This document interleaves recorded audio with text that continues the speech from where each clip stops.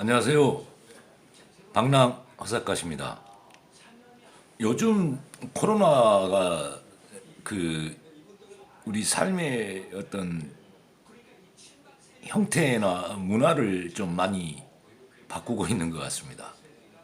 저도 거의 외출을 자제하는 입장에서 방콕에 있어요. 한간에 이렇게 들리는 말로는 이게 면역력이 좀 떨어지거나 또 몸이 조금 약하면 쉽게 더 감염될 수 있다고 하더군요. 저도 아무래도 예전보다는 훨씬 좀 면역력이 좀 약해져 있지 않을까. 그래서 참 밖에 나가기가 좀 겁이 납니다. 요즘은 저녁 되면은 이렇게 어김없이 술 한잔을 하면서 TV를 보고 있습니다. 그러다 보니까 이런 또 SNS나 이런 유튜브도 자주 또 하게 되는 것 같습니다. 주저리 뭐라고 얘기할 수도 없고 뭔가 하고 싶은 얘기 주제가 좀 있어야 되는데, 그래서 오늘은 한 두 가지 정치와 경제에 대해서 두 가지를 한번 좀 얘기해 보고 싶네요. 정치적으로는 우선 박근혜 옥중서신, 그리고 경제적으로는 코로나가 미치는 세계 경제에 어떤 영향을 줄까, 이런 거에 대해서 간략하게 한번 얘기를 해보고 싶네요. 박근혜 옥중서신은 저는 그런 생각이 들어요. 나폴레옹이 엘바 섬을 탈출하려고 하고 있다.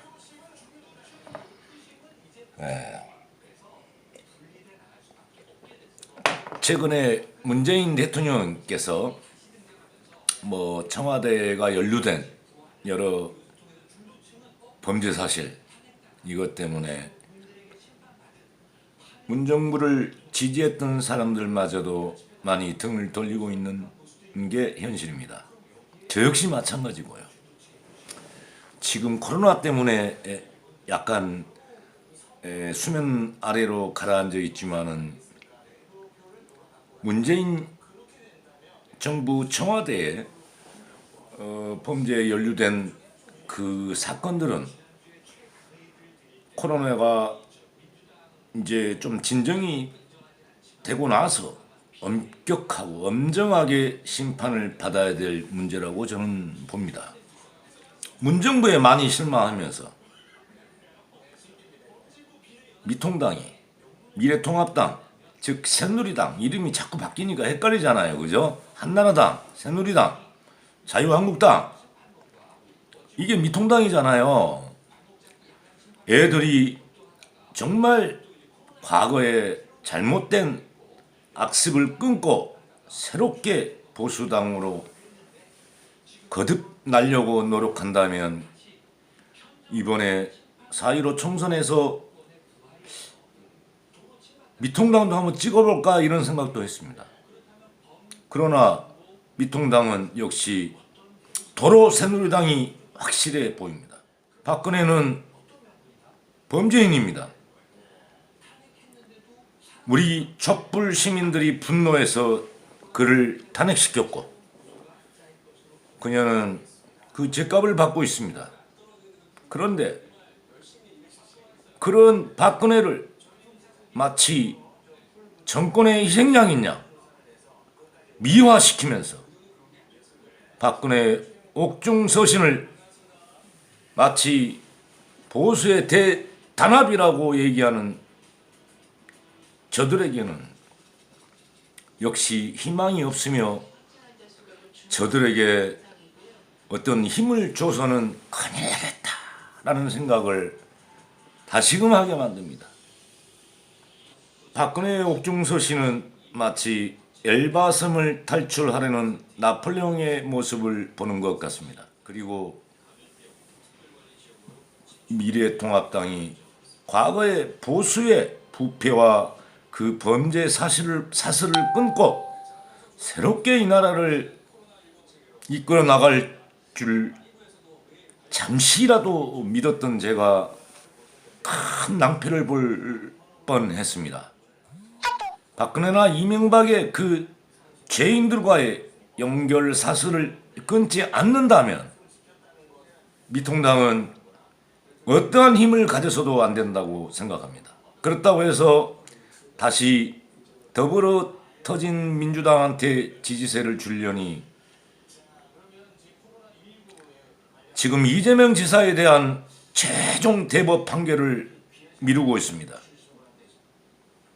더불어민주당은 그들만의 노파, 문파, 적통의 권력 세습을 위해서 일단 총선 전에 이재명이 제거되면 총선에 영향을 미칠까봐 대법 판결을 미루고 있다는 생각입니다.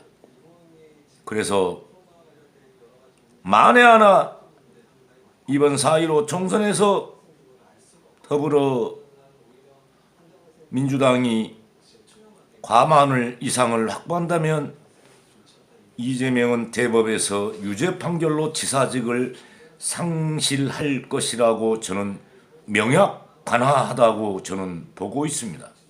결국 저는 제 개인적으로는 후보는 민생당 그리고 비례는 국민의당으로 결정을 했습니다. 아직까지는요.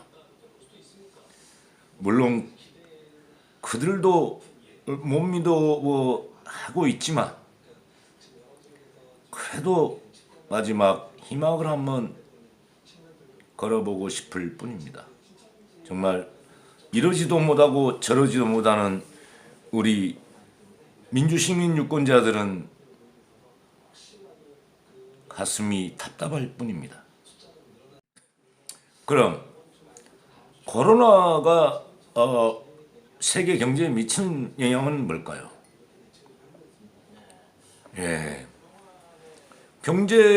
경제라는 것은 뭐 흔히 또 심리라고 합니다. 뭐 정치하시는 분들은 정치는 생물이라고 하고 또 경제를 하는 사람들은 경제는 심리라고 합니다. 즉 말하면은 어떤 투자 심리가 위축이 됐을 때는 경기는 크게 슬럼프에 빠지게 되어 있습니다.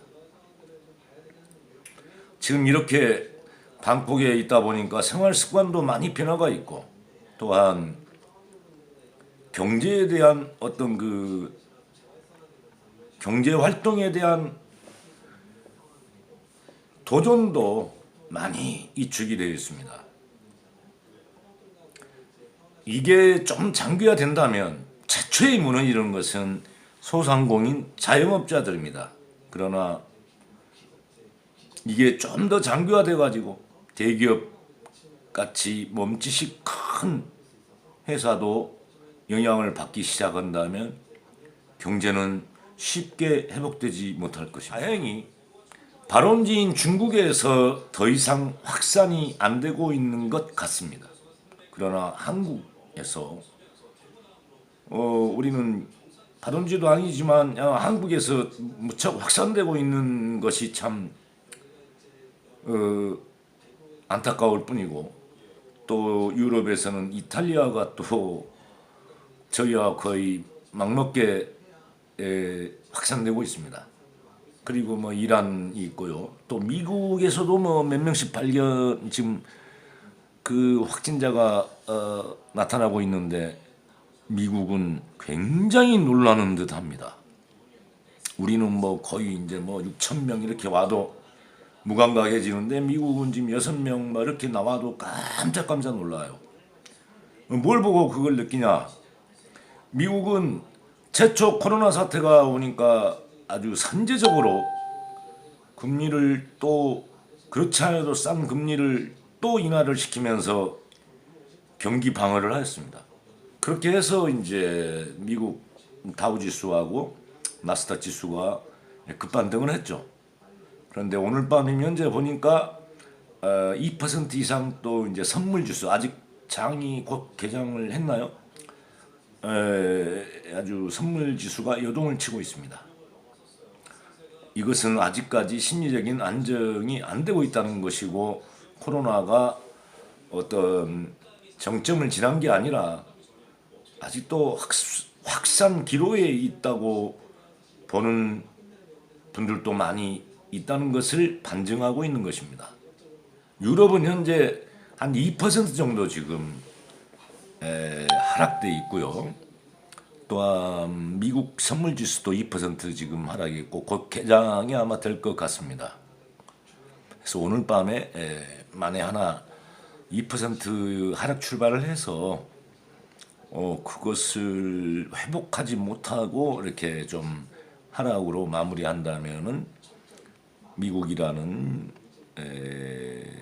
어떤 자본주의 종주국이라고 뭐 할 수밖에 없잖아요. 아직 코로나가 잡혔다라고 보지 않는다 이렇게 또 평가할 수가 있습니다. 저는 엊그제 상방을 주장해서 상방 포지션을 취했다가 지금 약간 잡은 포지션에 한 3분의 1 정도만 남기고 처분을 하였습니다. 물론 뭐 좀 이득을 보고 했지만은 사실 그 이익이 제 목표 수익은 아니었어요.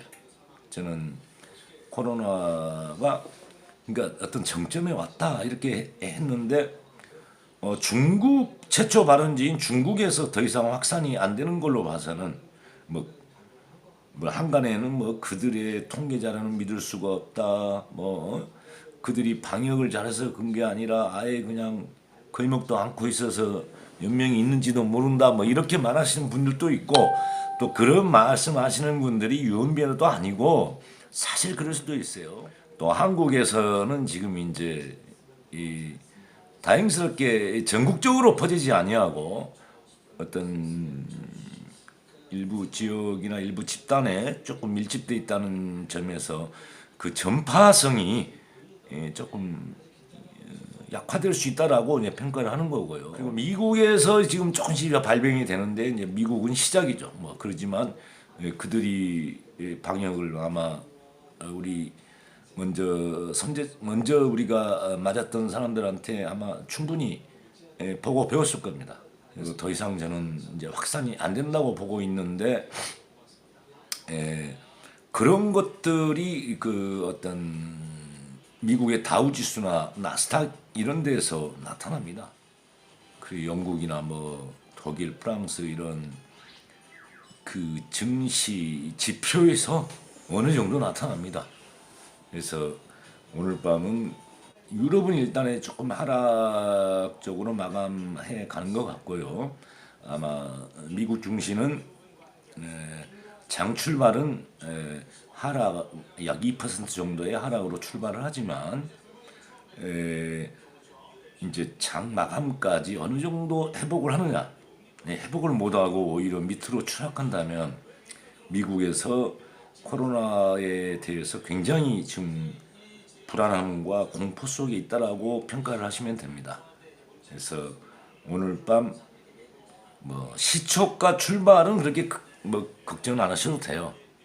그지만은 이제 장이 진행되면서 어떻게 마감되느냐, 요것이 어떤 나름대로 중요한 인디케이터가 될 거라 지표가 될 거라고 생각을 합니다. 그래서 오늘 밤 미국 장을 좀 지켜보려고 합니다. 제가 증권쟁이였지만 컴퓨터 앞에서 찌그러져 앉은 이 모습보다는 그 따뜻하고 밝은 햇빛을 보면서 이렇게 유통도 하고 이게 살아있는 거 아니냐, 땀 흘리면서 한번 벌어보자 해서 유통을 또 손을 댔는데 코로나가 또 저를 방구석에 잡아놓네요. 이게 운명인가 보네. 그럼 또 다른 소식 가지고 뵙도록 하겠습니다. 편안한 밤 되십시오.